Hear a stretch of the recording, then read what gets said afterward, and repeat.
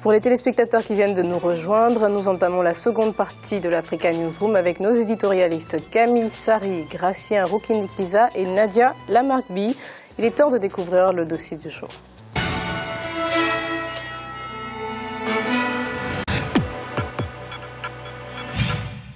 Le vaudou ou vaudoune est une religion originaire de l'ancien royaume du Dahomey, l'actuel Bénin, où elle est toujours pratiquée. On la retrouve sur d'autres continents, dans d'autres pays, Haïti, au Brésil et même aux États-Unis.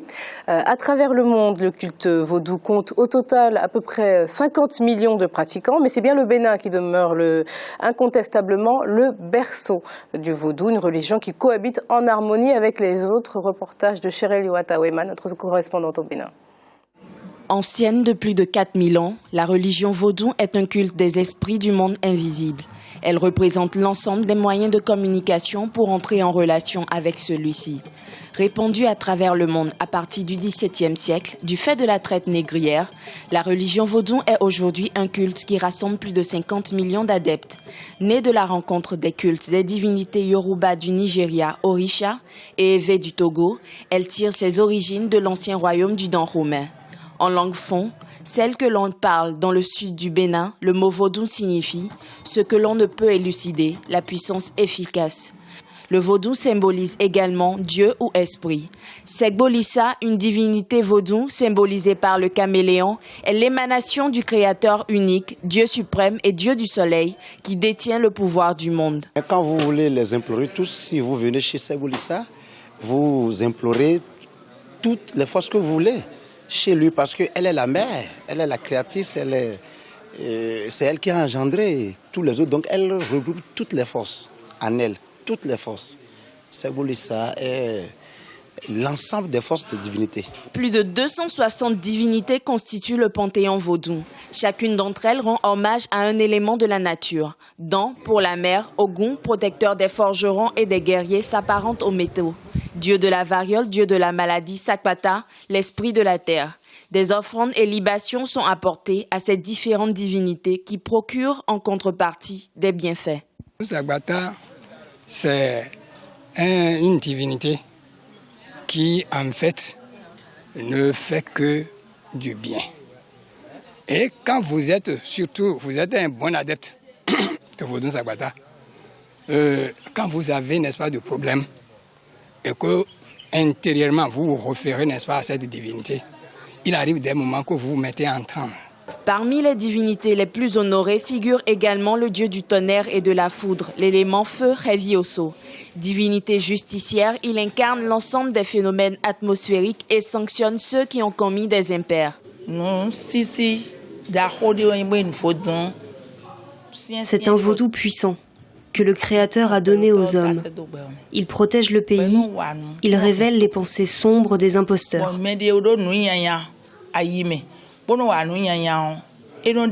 La religion vaudou lie la nature et ses phénomènes à autant de divinités ou d'esprits avec lesquels il est possible d'entrer en contact grâce au phénomène de la transe. Décrite comme étant un art, une science, une philosophie, elle célèbre les ancêtres et les morts. Transmise de génération en génération, le vaudou a subsisté dans le temps car plus du tiers de la population béninoise pratique cette religion. Vaudou, c'est un diminutif. Yahweh veut dire esprit invisible, l'esprit qui n'est pas mêlé aux humains, qui est à part là-bas. D'où les Hunhor. Les Hunhor, qu'est-ce que ça veut dire? Les maisons qui habitent, les cases que vous voyez, où habitent les Yahweh. Les Hunhor sont des lieux spécialement érigés. Négativement cataloguée et diabolisée, la religion vaudou fut victime des préjugés et d'une forte répression à l'avènement du christianisme et de l'islam au Bénin.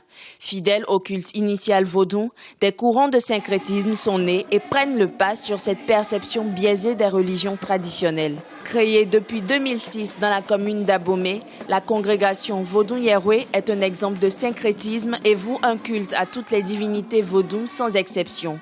Chaque dimanche, un culte d'adoration et d'action de grâce basé sur les rites à la fois chrétiens et vaudous est organisé. Chants, danses, offrandes et même des homélies agrémentent ce moment de connexion avec le monde surnaturel. La congrégation Vodou Yahweh n'est rien d'autre qu'une association de toutes les fraternités vaudou. Tous les chefs des fraternités sont regroupés dans cette fraternité. La fraternité et la congrégation Vodou Yahweh est née sur les cendres de la CNCVB. Et c'est là que regroupe. Mais il y a une différence. Parce que dans la congrégation Vodou Yahweh, ça ne regroupe pas tout. Il faut être nécessairement adepte, il faut être nécessairement prêtre de vaudou. Face à la croisade de dénigrement dont se plaignent les responsables des cultes traditionnels, le 10 janvier a été décrété Journée nationale des religions traditionnelles, une manière de réhabiliter le culte vaudou. Instaurée depuis 1992 par le président Nicéphore Soglo, cette fête s'avère être un moment de partage et de prière pour la nation, auquel les autorités accordent une grande importance. Les religions endogènes font partie sont nos religions à la source, à la base. Et aujourd'hui, avec les différentes autres religions, le Bénin a décidé de valoriser sa religion, les religions endogènes.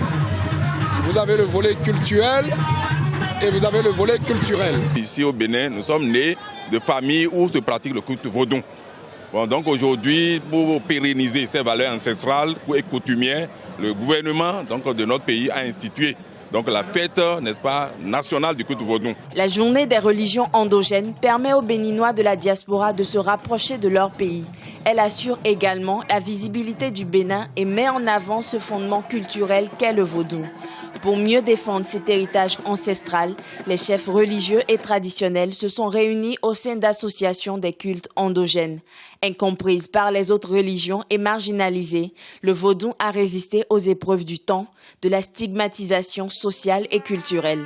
Avec ce vent de syncrétisme, il s'engage à relever le défi de l'ancrage et de la pérennisation culturelle. Nous allons commencer par un tour de table. Gratien, tout d'abord, est-ce que vous connaissiez le vaudou? Est-ce que ce reportage vous a permis de le percevoir différemment? Quelle était l'image que vous en aviez? Je connaissais le vaudou, j'ai jamais pratiqué. Mais l'image que j'ai du vaudou, c'est ça rentre dans la culture d'un pays. Il y a le Bénin, il y a d'autres pays, il y a le Nigeria, même ça va jusqu'à Cuba, même dans les États des États-Unis, comme la Louisiane, où il y a beaucoup de Noirs qui sont originaires du Bénin. Ce sont des valeurs qui sont dans la culture propre du pays, qui font, disons, le ciment, la solidarité entre les gens. Parce qu'on dit bien que, c'est bien qu'il y a le mal et le bien. Le mal pour les gens qui font du mal, qui détruisent la société. C'est-à-dire que les Béninois, les gens qui y croient, vont se dire on va faire du bien parce que le prêtre vaudou, il va nous punir. Ça, c'est quelque chose de très important, c'est psychologique. Le bien aussi, parce que les gens vont se dire on va faire du bien, et aussi en priant, en faisant les offrandes, on peut se dire on a confiance en soi-même et aussi dans l'avenir du pays, dans l'évolution. On sait bien que c'est surtout la tête qui commande, c'est le côté psychologique qui importe. Nadia, vous avez déjà assisté à des cultes vaudous. En effet. Bon, avant d'aller au Bénin moi-même, j'avais beaucoup de clichés, en fait, qui véhiculaient aussi par toute cette cinématographie, toute cette littérature autour du vaudou et des cultes vaudous un peu vampires, un peu maléfiques. J'avais l'impression que c'était de la sorcellerie. Et en fait, en allant là-bas, je me suis rendu compte que c'était totalement différent, parce qu'en fait, la force du vaudou, c'est d'être une sorte de spiritualité ou une religion qui est proche de son élément. C'est-à-dire que les gens qui sont là-bas respectent leur environnement parce que leur environnement est constitué de différents esprits. Donc la terre, le ciel, les arbres, les animaux un par un. Et donc, ils ont une proximité avec la nature qui est assez exceptionnelle. Et ils ont aussi cette vénération des anciens et des morts. Donc, ils ont un grand respect pour l'être humain, justement, parce que l'être humain est une continuité d'une personne qui est défunte et qui sera là pour après revenir, en tout cas revenir de manière positive, parce que si on satisfait justement cette personne morte, elle est là, elle nous protège, elle nous regarde, et au fond, ils sont très apaisés dans leur environnement. Et lorsque j'ai assisté à plusieurs cérémonies, rien à voir avec tout ce qu'on peut imaginer sur des cérémonies sanguinolentes où des gens rentrent en transe de manière étrange. En effet, il y avait des transes parfois. Il faut dire beaucoup aidé par l'alcool, parce qu'ils boivent quand même, certains prêtres boivent et rentrent dans des transes, parce que aussi c'est des rythmiques qui poussent à la transe. Hein.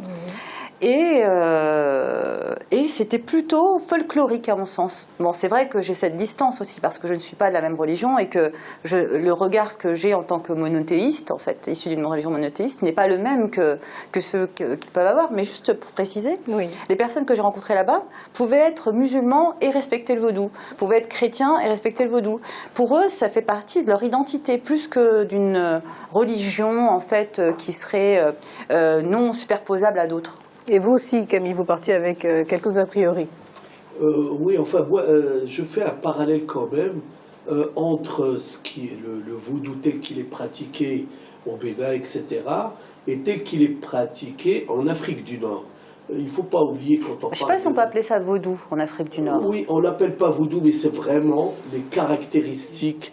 Il faut savoir que... Il y a des similitudes entre les deux. Extrêmement, mais parce qu'il y a eu des relations, quand même à la fois religieuses. Il y a des Nord-Africains qui ont été au sud, et puis il y a beaucoup qui sont remontés. Les Gnawa, par exemple. Les Gnawa, c'est typiquement, ils sont venus, les Gnawa, je rappelle, qui sont des Marocains, depuis des siècles, qui sont venus du Sénégal et de Guinée, etc., qui pratiquent le vaudou. Mais on les appelle, l'esprit tel qu'il est décrit par les chefs religieux, au Maroc on les appelle, et en Algérie aussi, dans tout le Maghreb, les djinns.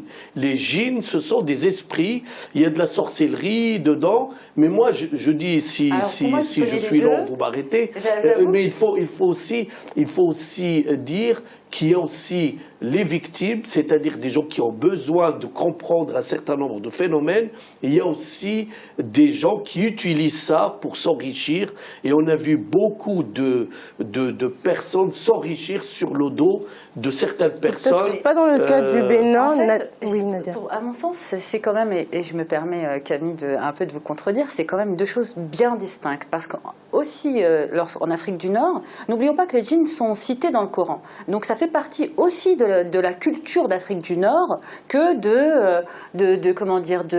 avoir peur ou respecter certains esprits. Ce n'est pas lié au vaudouisme, qui est vraiment une culture propre et qui est vraiment liée à l'histoire et à la nature même du pays, parce que les animaux qu'il y a au Bénin ont peu de chances de trouver les mêmes au Maroc ou dans le nord de l'Afrique. Donc c'est bien distinct. Il y a bien de l'animisme parfois, il y a bien des choses qui s'approchent de l'animisme en Afrique du Nord ou même dans beaucoup d'autres pays, mais le vaudou c'est quand même un terme spécifique qui représente une religion spécifique, qui est le fruit d'une histoire et d'une culture.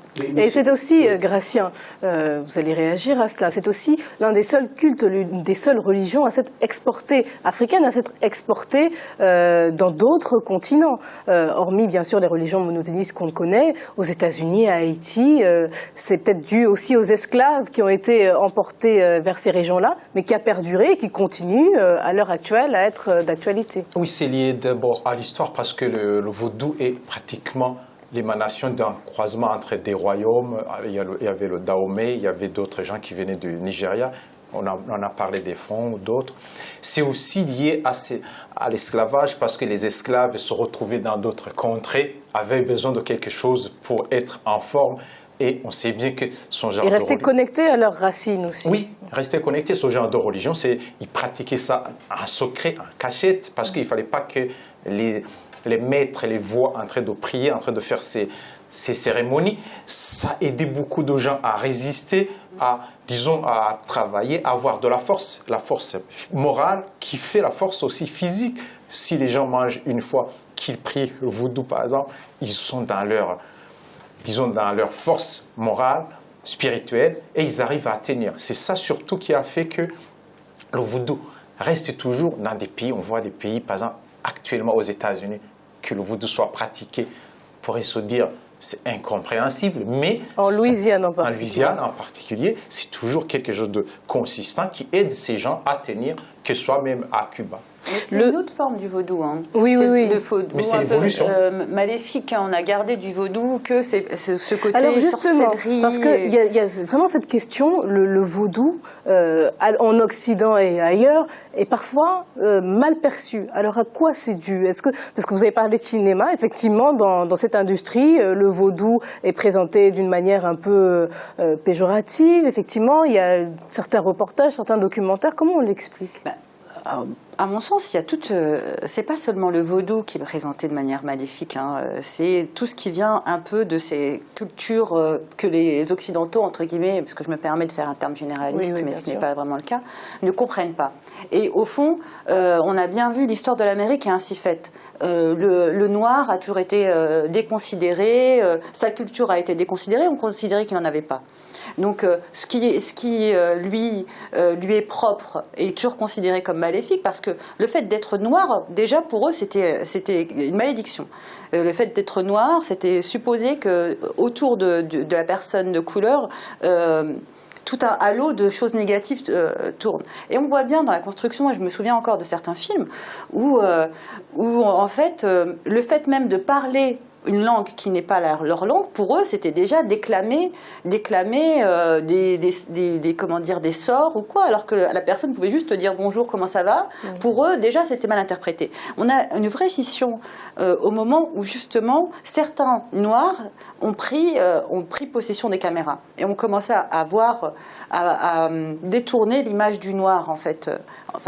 Après, il faudrait peut-être faire des travaux plus recherchés, mais ça peut être une hypothèse valide. Et Camille, la particularité du Bénin, c'est aussi que le christianisme, l'islam et le vaudou cohabitent en harmonie, on le disait, alors que ce n'est peut-être pas le cas ailleurs. Et d'ailleurs, ailleurs, on reproche à ces deux religions d'avoir tenté d'exclure le vaudou. Pour moi, le vaudou, c'est pas une religion. Ce sont des pratiques. Au Bénin, il est considéré en tout cas comme une religion à part entière. Vu qu'on le retrouve dans tous les pays, dans beaucoup de pays, j'ai parlé tout à l'heure du Maghreb, mais on peut parler aussi l'exorciste aux États-Unis. C'est quand même un chrétien, c'est un curé avec sa croix qui va exorciser. Oui, le parallèle. Oui, non, mais c'est des dérivés. L'exorcisme et le vaudou. C'est une version. Ça existe dans le catholicisme, ces choses-là. On parle de transe, on parle de transe. Mais ça ne vient pas du vaudou. Mais ça existe aussi dans les religions chrétiennes. Hein. Oui, ou même musulmanes. C'est exactement la même chose. Pour moi, ce sont des pratiques qui sont un peu, je dirais, qui transcendent toutes les religions. Et d'ailleurs, c'est pas pour rien que les intégristes, la première chose qu'ils ont commencé à faire au Mali, c'est de détruire les mausolées, c'est de dire tout ce qui est lié à ces pratiques-là, c'est pas conforme à la religion, donc ça existe. Et ça existe aussi au Maghreb, beaucoup d'intégristes. Dernier mot rapidement, Gratien. Oui, justement pour terminer. Sans préjugés. Oui, c'est pas vraiment, c'est une religion. Le vaudou, c'est une religion tolérante, qui ne s'attaquent pas aux autres religions. Et d'ailleurs, que les gens, beaucoup de Béninois pratiquent. Des chrétiens qui sont en même temps, qui font du vaudou, des musulmans qui font du vaudou. Mais disons que la conception occidentale, quand on voit par exemple des gens qui sont liés avec l'environnement, beaucoup d'écologie, ou quand on voit égorger des poules pour les offrandes. Donc c'est un manque de connaissance, de compréhension. Oui, c'est une compréhension parce qu'ils ne sont pas habitués à ce genre de choses et comment les pratiques sont faites. Oui, il y a tout un lot de clichés qui va avec.